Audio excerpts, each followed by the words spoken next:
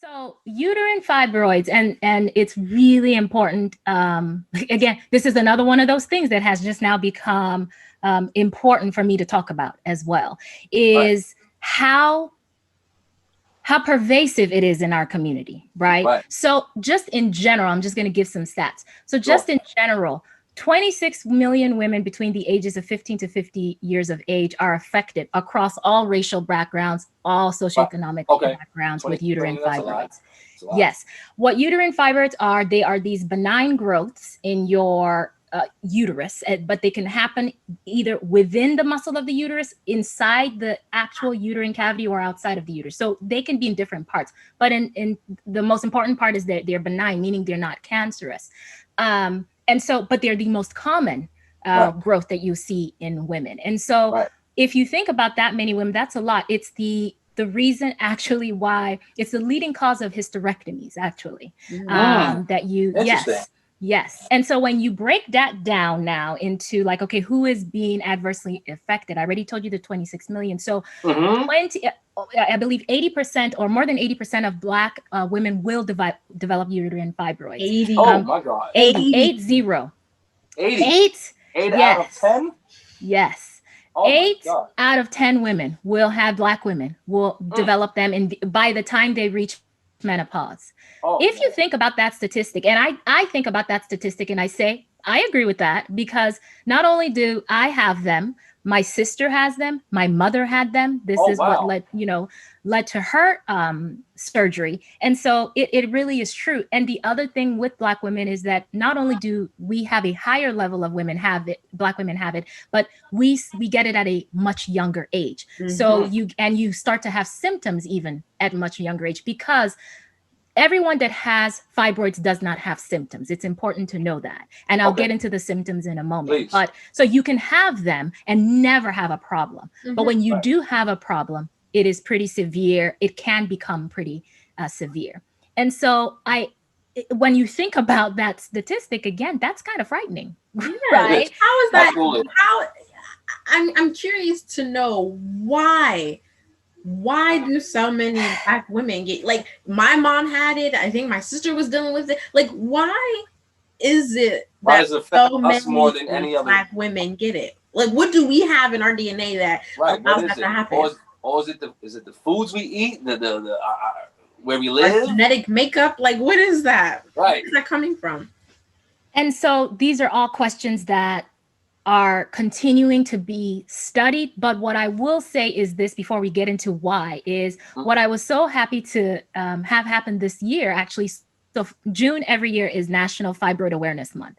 Mm. And Okay. this June, Senator Kamala Harris passed a bill. She worked with a congresswoman from New York, Yvette Clarke, and they passed this bill that would grant $30 million to study why Black and Brown women seem to suffer at Excellent. such an adverse rate from Excellent. this. Because really, at this point, we don't know. I mean, the questions you guys are asking me, we have thoughts of why we think that is, but we really, there's not one solidifying thing that you can say, oh, it's because of this gene. There's no gene to date that's been identified.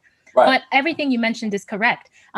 Is it our environment? A lot of people are suspecting that it's the things that have been in our environment, whether it's Mm. the pesticides, whether it Right. is, things that are now being injected into the foods that we eat, Mm-hmm. Mhm. that perhaps over time is starting to cause like this rate to keep going up and up and Right. up and up. Yeah. And, is it just generational trauma? Because, Right. that Could we be that started too. to Right. Absolutely. study, this idea that, when you pass on trauma, and I'm speaking now from the Nigerian, and then growing up in Nigeria and then growing up Mm-hmm. here, Mhm. where sometimes there's this idea that like, oh, we are, when we come here we learn about what happened with slavery here. But I recently started watching this documentary on Netflix, Mm-hmm. which is basically showing the colonization of Nigeria, because this year was Nigeria's 60th independence Mhm. Okay. celebration. And so it's a very interesting documentary. I'm on just episode 2, and I was just like, "Are you Okay. kidding me?" Right? The idea that like, no, don't be fooled about like, oh, this, the horrors of slavery were just only here in, you know, the Americas. No, no, no. It was happening as well in Nigeria. It Absolutely. was happening in a lot of those countries that sit Absolutely. on the coast of Africa. And so, like, is it just this idea that over time, can you imagine the amount of protection, the amount of, you know, trauma that we just like indulge and we suck up because we had to, not because we Right. wanted to, but we had Because to. we had And that's, to. yes. And Mhm. so I don't know, is that, I'm sure perhaps my hope is with these studies and the money being granted that we start to see some of these things come out. Oh, But yeah. yes, there are the environmental factors, there's the stress factor, which Right. kind of goes hand in hand with what I talked That's right. about.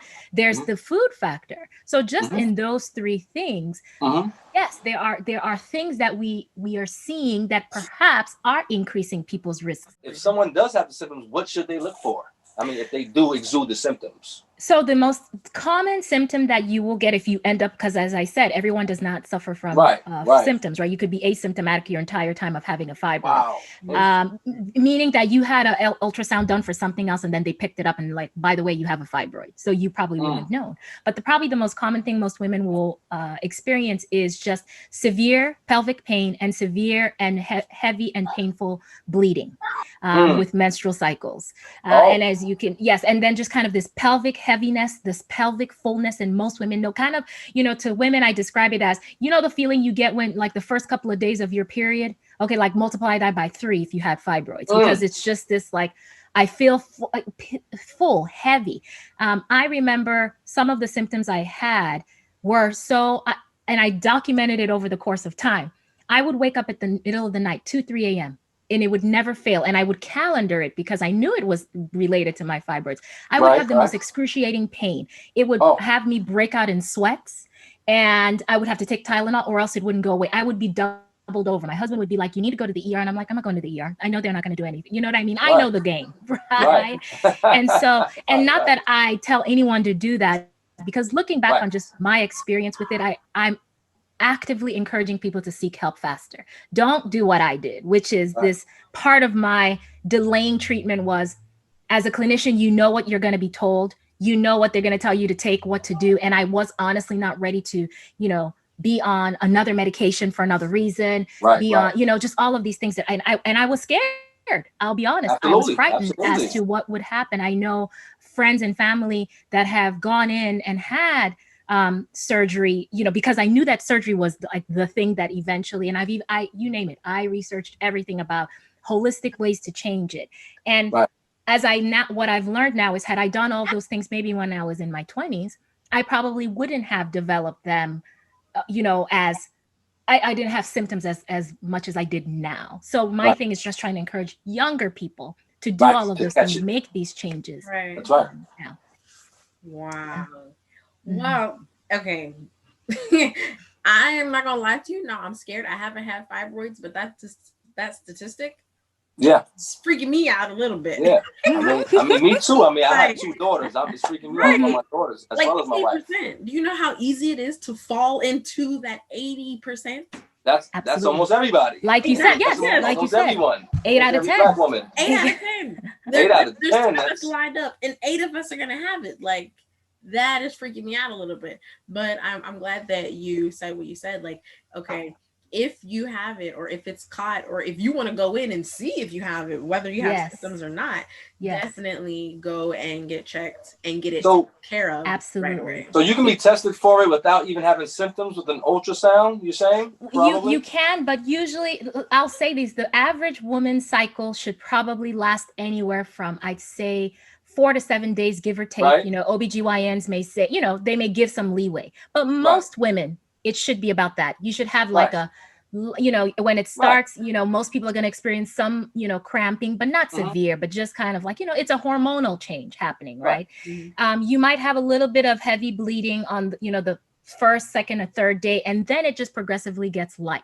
So when we're having, let's say, a heavy cycle the entire 7 days, or you're having a cycle that lasts beyond 7 days, I highly suggest you go be seen by your OBGYN, your primary care provider, whomever, just someone to address it, because really at that point, it really shouldn't be that heavy. So for me, I was always it was a week. You know, I was an athlete in high school and Right. still even always kind of physically active. So Okay. a week was okay. Then it went to about 9 days, but I'm like, it's 9 days, you know, like it's okay. And then we've started pushing 10, Oh, 11. wow. That's a problem. Yes, it is a problem. You're right, LAQUON. That's a problem. Yes, I mean, I've never experienced it, but I know that. Yes, yes. That's a problem. And then we go to 14 days. So 2 weeks out of the month, half of the month, I'm having a cycle. That is absolutely unacceptable. And I need to be clear about that to people, because there's this idea of, oh, well, you know, if you're doing, and I was doing all the things of like, I'm trying, I remember years ago, maybe like 3 years ago, I had went, and it wasn't even my idea. My husband was like, well, let's just go vegetarian for a year, see what happens. And I did. But I have to say that still I had to really learn it's not just about going vegetarian. It really was about pinpointing, which is what I did this year. I had to do it this year. Was pinpointing, okay, every food that still could be vegetarian food can still cause some form of inflammation in the body. Because if you're having that kind of bleeding, there is inflammation, whether you want to believe it or not. Right. Yep. But I also had to start teasing back. So this goes back, it's like the circle of everything. This goes back to, okay, what else is going on in your life? Maybe you are stressed. This is where the job had to, like, I had to take that out of the equation and say, like, I can't do this. Even though I didn't think I was stressed out, I was stressed out, because there was this thought of, well, I mean, let me tell y'all my schedule, and everybody be like, what? I used to work, this is for about 5.5 years. I was working 3 12-hour shifts, Monday, Tuesday, Wednesday. So, but if you think about it that way, you're like, boom, you got 4 days. I would have 4 days off, right? But I was never off, because Thursday I would still be answering messages, finishing documentation. Friday I'm doing the same thing. Even I would travel. I'd go back to Houston. We'd visit family, but I was never off. I was never off, even on vacation. So that's still stress. Stress increases cortisol in your body. When cortisol increases, now we're dealing with just everything is just kind of changed. And I tell people that, you know, whenever your stress hormone goes, your stress hormone technically is trying to protect your body from whatever stressor is there, right? So it's responding correctly. But what if it's responding correctly for every single day? That's not normal, right? Not normal. It's one thing, it's like you see a bear and it's like, I'm gonna run. It's one thing that you see that same response in the body is happening consistently every day. Could you imagine that cells are going to start to replicate differently, maybe faster? Just different things are going to start happening into your body. So I'm certain that part of, you know, identifying, are there stressors in my life that I can probably remove to help? You can't take everything away. Those are kind of your biggest things. The other thing, as you can imagine, if you bleed that long, what's the next thing that's going to happen? You're going to become anemic. I was chronically anemic for solidly 7 years. Solidly. Wow. Where, you know, yes. And I knew, and this is how terrible it got, because again, this is the curse of knowing too much sometimes, is because I knew how to fix the anemia. I would lay down and I'd start to feel palpitations. And I'm like, oh, I'm getting anemic. I must be at a hemoglobin of like 9. Let me start taking my iron. No, you should, please don't do that. Right. Because again, of this fear of, I don't want to go into a system where either they're going to tell me you're going to have surgery. And then there's this possibility that I might lose my uterus. And, you know, it's just they're just all of these built-in fears. And you understand how, you know, as Black or brown people, Black people, especially women, when we come in, you're probably not seeing anybody that looks like you. So there's a little bit of a nervousness, a hesitation. You don't want to take the advice. I personally, even as a clinician, when I go into doctors' offices, I never tell them what I do on purpose. Not even, you know, how they ask you to put the stuff like, what do you do? I'll just put like medical, something real random. I agree with that. Because I need you to treat me as you would treat anybody else that walks in here. Don't amp up your service because you think I know a little bit. No, don't do that. Right. So I purposely do that. And I have had instances where I have been treated as though I don't know what I'm talking about. And I'm never forceful, because I want you to give me care.